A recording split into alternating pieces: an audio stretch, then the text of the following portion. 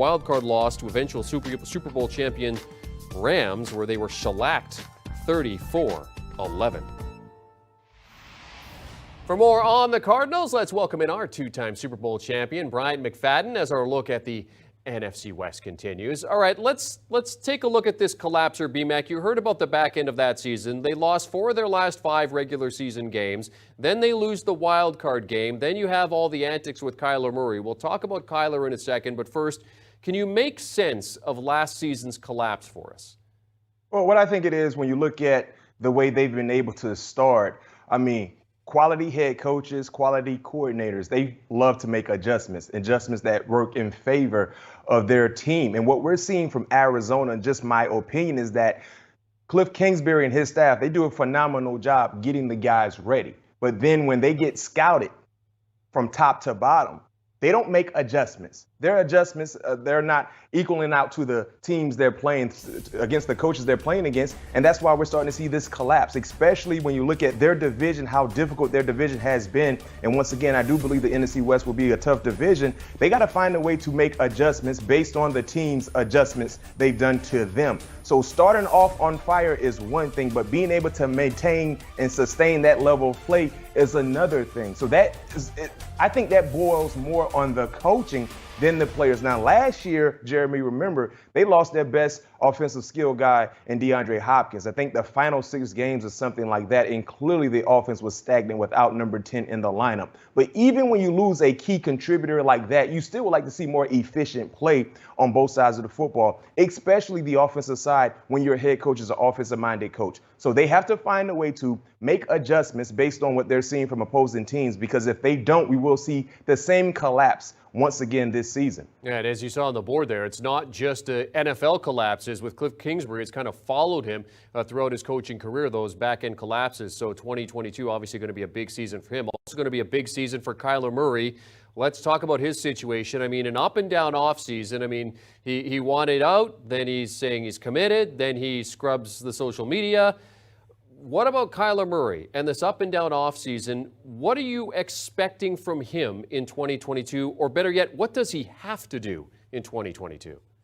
Well, when it comes to being a player, we would like to see KYLER Murray take another step when it comes to being more consistent. You know, you look at some of the big-time young quarterbacks, up-and-coming quarterbacks that kind of solidified their status. You know, KYLER Murray has the same skill set. Josh Allen's of the world, Lamar Jackson's of the world. Heck, even Joe Burrow, you know, looking at what he was able to do. So one would think that KYLER Murray is heading towards that direction. But we just talked about the collapse when it comes to the team, the success. We saw the same collapses coming from their quarterback in KYLER Murray. So me personally, he has to take that next big step in the right direction, into the neighborhood of the likes of Josh Allen, Joe Burrow, Justin Herbert, Lamar Jackson, because he has that type of skill set, and the expectations are clearly that's where they are for him. And then when you look at the happiness for KYLER Murray will only be happy if he believes he's going to get paid. And I think they verbally expressed that to him,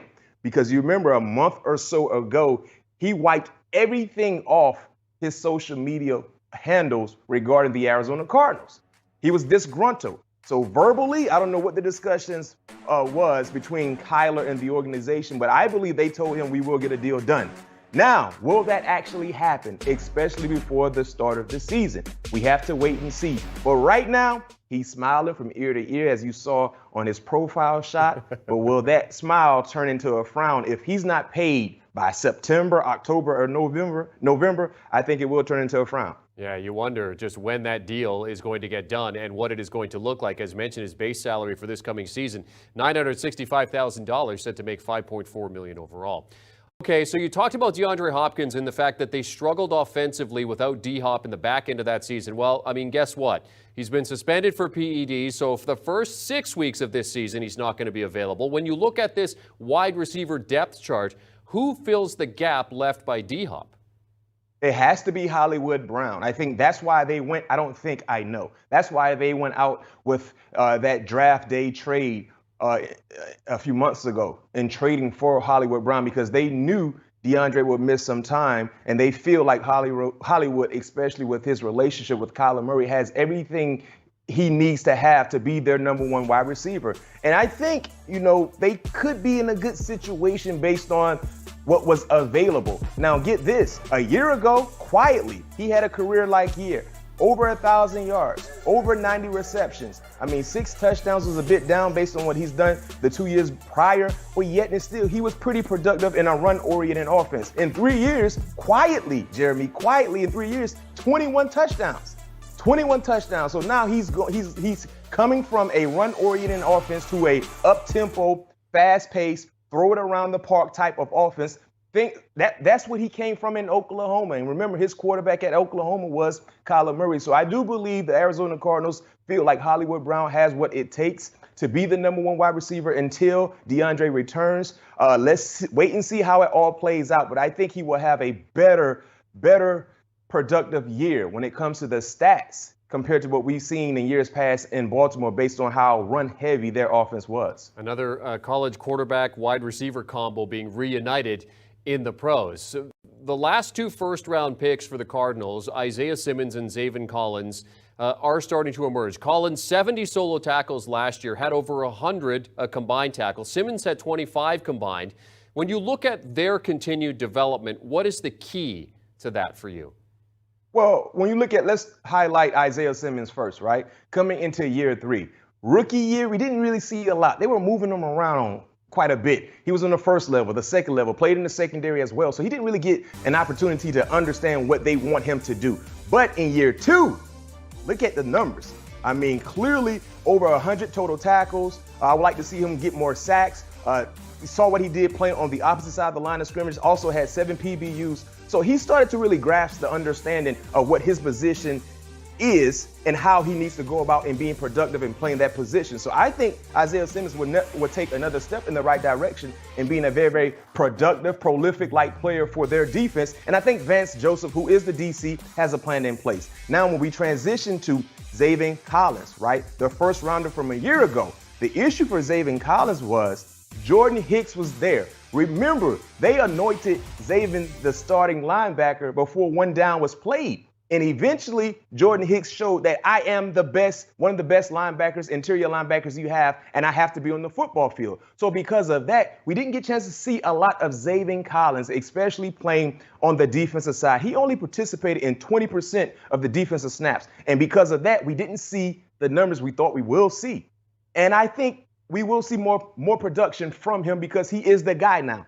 Hicks is no longer there in Arizona. He signed a free agent deal with the Minnesota Vikings. So guess what? There's no competition. There's no battle. It is Zaven Collins' job to lose. And I think because of the opportunities, we will see an increase in production as well. Yeah, Hicks was released, and also Chandler Jones, another guy that is not a part of the Cardinals anymore. The Cards did add some bodies, and you mentioned that notable trade with Baltimore for Hollywood Brown. What's their most underrated move that they've made this offseason? Well, for me, I think it's underrated because it hasn't won a lot of recognition. But re-signing Zach Ertz. Remember, they traded for Zach Ertz midway through the season, and he flourished, right? He had, over 50 receptions, 56 to be exact, 574 yards, and 3 touchdowns. Why that's an under-the-radar-like signing? The experience Zach Ertz has, especially in the red zone, he is still, in my opinion, a top 5 tight end in the National Football League, and he provides another reliable pass catcher for KYLER Murray while DeAndre Hopkins is suspended. We talked about it. DeAndre Hopkins will be suspended the first 6 ball games. We're still trying to figure out who the number 1 guy will be. I think it will be Hollywood Brown when it comes to the wide receiver position. But what about the tight end? The tight end has been known to be the quarterback's next best friend. And that's a unique thing to have when you have an experienced guy like Zach Ertz, a guy that has been known to be very, very consistent and reliable, especially during key moments of a ball game. So like I said, we know who Zach Ertz is, but when you look at some of the headlines, some of the more notable things that have been talked about coming from coming from Arizona, it hasn't really been involved in Zach Ertz's name. Me personally, this is an under-radar signing, especially knowing that your top guy in DeAndre Hopkins won't be there, and you need another reliable pass catcher to make plays for the quarterback in KYLER Murray. B-Mac, that opening few weeks for the Cards is a gauntlet. Kansas City at Vegas versus the Rams, then at Carolina. I mean, they could be 1-4 by week 5. What part of their schedule worries you the most? That's it. It's how they start the season off. And the reason why this worries me the most, Jeremy, is because they have to go through that gauntlet without DeAndre Hopkins. When DeAndre missed those ball games a year ago, it wasn't just the offense was stagnant. They didn't win. They didn't win a lot. So you start off out the gate with a perennial Super Bowl contender in the Chiefs. You travel to the Vegas Raiders, who went to the playoffs. You got your division for the Rams. You travel to Carolina, and granted, Carolina was a bad team, but when they're healthy, especially on the defensive side, on going there, that could be a difficult game. And the Philadelphia Eagles, who's much improved when you look at the personnel. And you have to go through that entire gauntlet without your best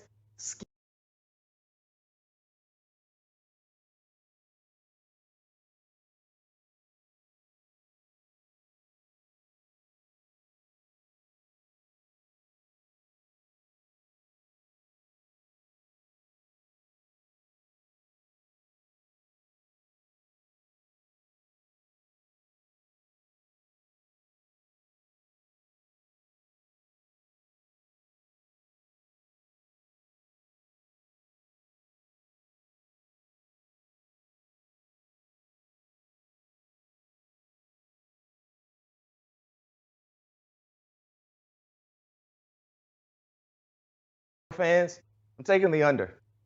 I'm taking the under. And here's why. No DeAndre Hopkins the first 6 weeks.